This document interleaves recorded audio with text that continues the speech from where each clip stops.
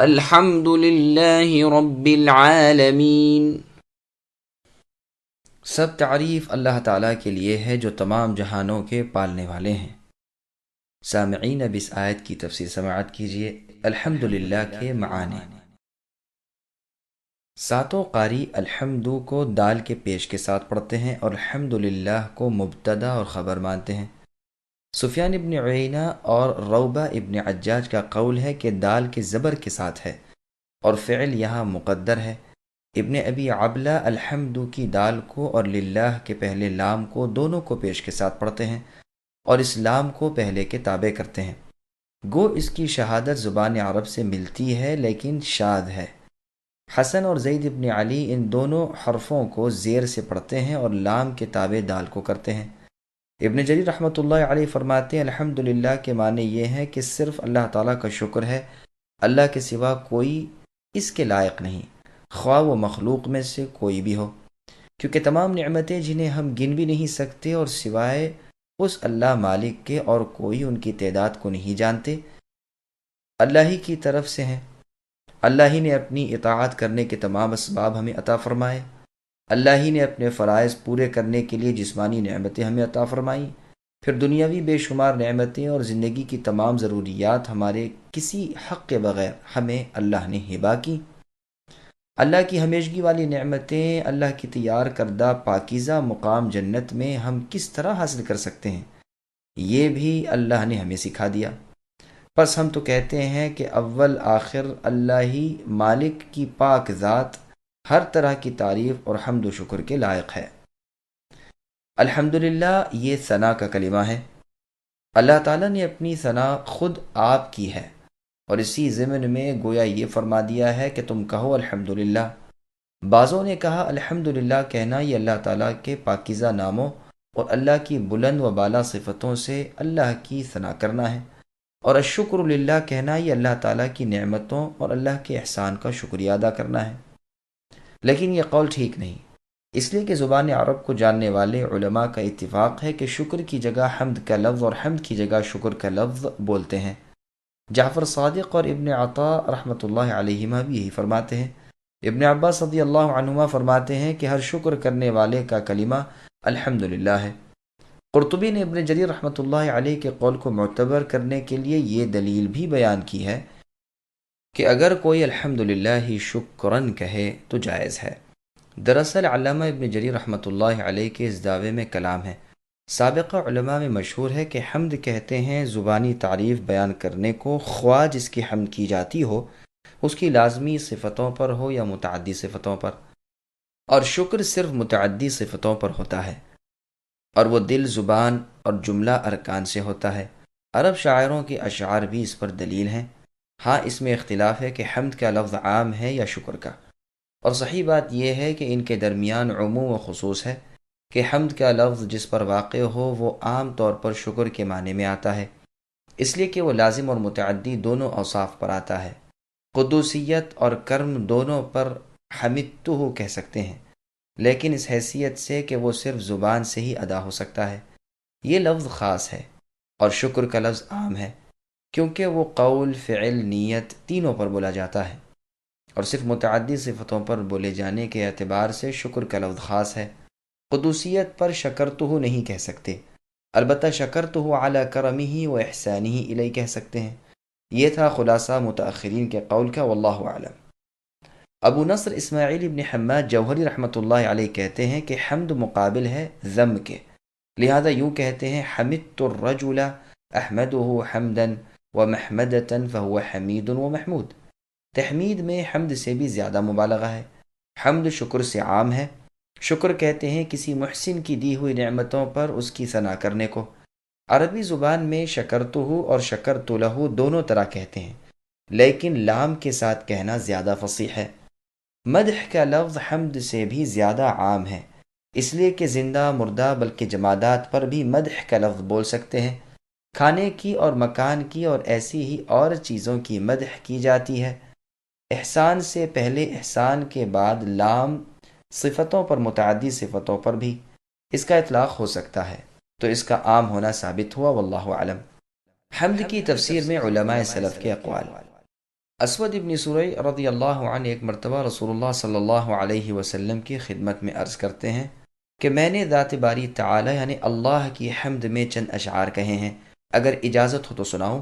فرمایا اللہ تعالیٰ کو اپنی حمد بہت پسند ہے۔ یہ روایت سنن نسائی الکبریٰ نیز مسند احمد وغیرہ کی ہے۔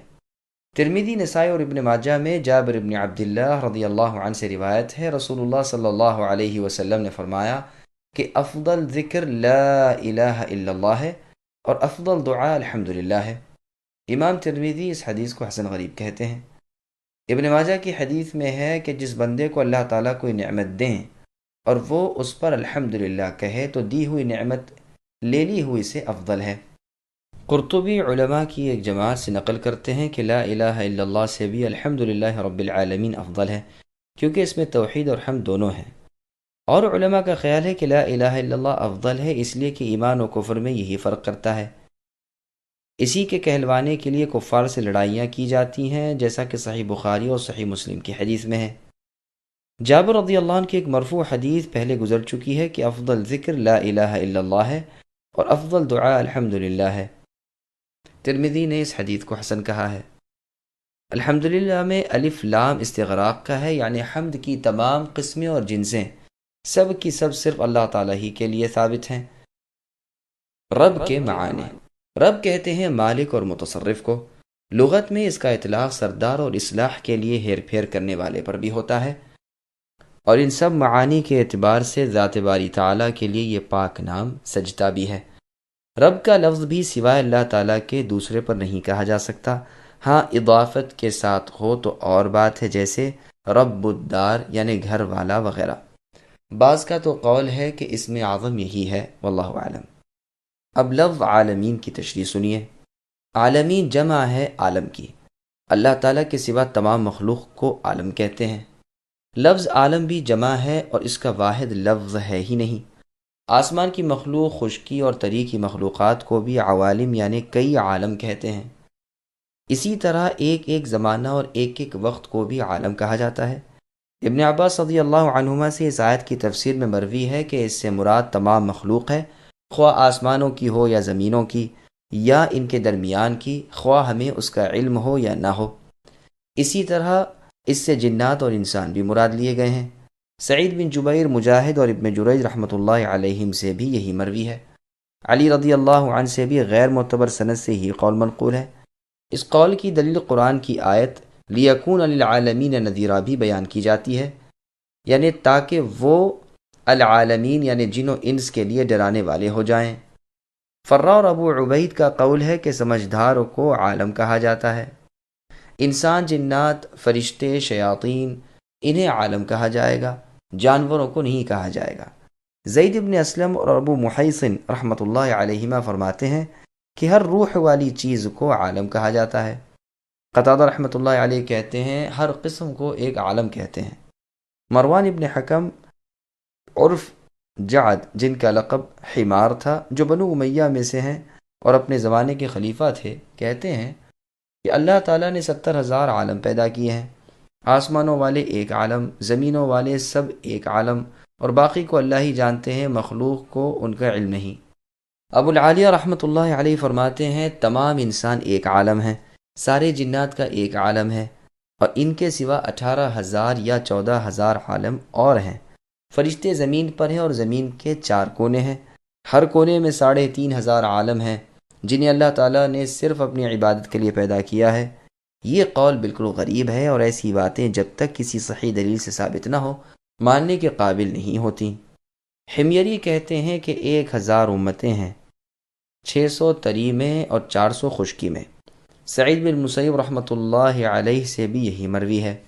وہب بن منبہ رحمۃ اللہ علیہ فرماتے ہیں 18,000 عالم ہیں، دنیا ساری کی ساری ان میں سے ایک عالم ہے۔ ابو سعید خدری رضی اللہ عنہ فرماتے ہیں 40,000 عالم ہیں، ساری دنیا ان میں سے ایک عالم ہے۔ زجاج رحمۃ اللہ علیہ کہتے ہیں اللہ تعالیٰ نے دنیا اور آخرت میں جو کچھ پیدا کیا ہے وہ سب عالم ہے۔